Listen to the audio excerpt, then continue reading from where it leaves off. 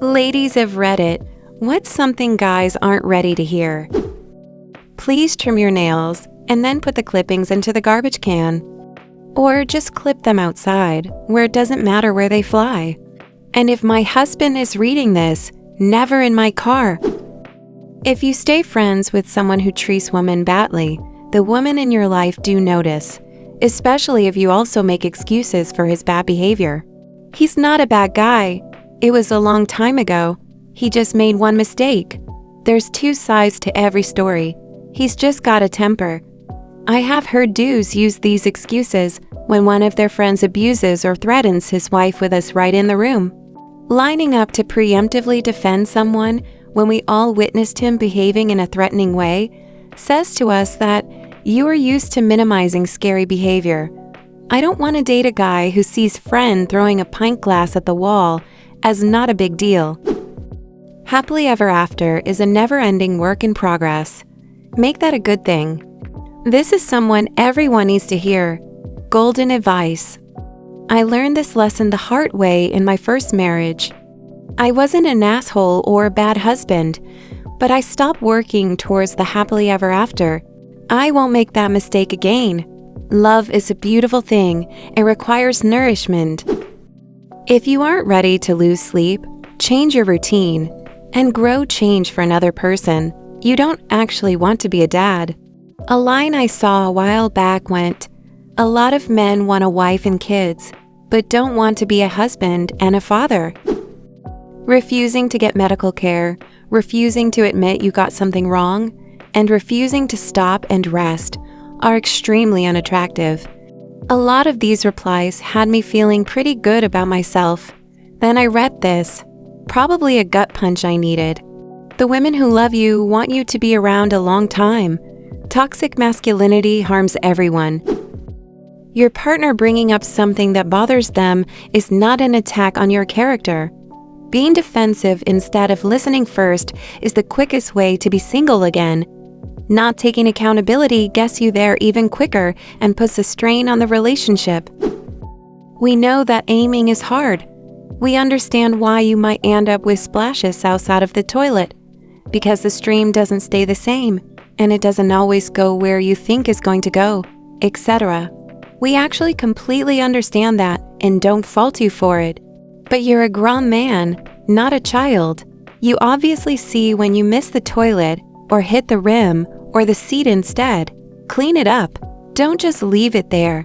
That's what we fault you for, not the fact that you missed in the first place. Besides so many good points, I have to say this. Proper hygiene is not an option. It's a requirement. No one wants your stinky ass or balls nearby. Yes, you need deodorant. We can smell you. No, it doesn't change your sexual orientation. It's gay. If you treat your partner like a mommy, expecting her to always care for you, take on domestic labor, and put your needs above her own, don't be surprised when she stops wanting to fuck you. Edit to add. 1. It's normal for one partner to temporarily do more to support another through a hard time. The point is, it should balance out over the long term. 2. This can happen to any gender and always sucks. But women dating men tend to be parentified by partners more frequently. Porn is a terrible reference for what physically intimate encounters are supposed to be like. Sincerely, a woman who was choked during what I thought was a sweet little makeout sesh after an otherwise lovely second date. Anger is an emotion. If you get angry at the most minute things, you are being emotional. The minutia is key. Getting angry in a situation that warrants that kind of extreme emotion is acceptable. Raging over the fast food employee giving you a McDouble instead of a double cheeseburger is cause for concern.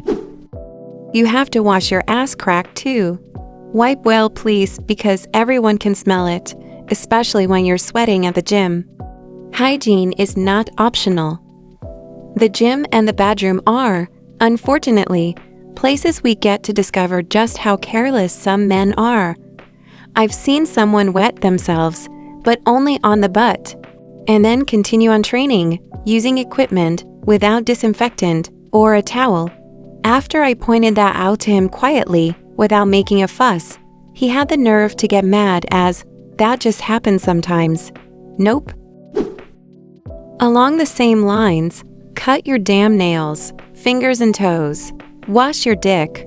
Wash your hands if they're going to come near any of my body parts. Wash your face and beard. Get tested. The HPV vaccine isn't optional, as men are the carriers. The flesh inside your mouth is the same kind of flesh in the vagina. You are right. I wasn't ready to hear that. Now I don't know what to do with this knowledge. My wife tells me that's why she brushes down there with the electric toothbrush. Doing household chores and taking care of babies are not innate competences. THST women just have. We also have to put in an effort to learn those things.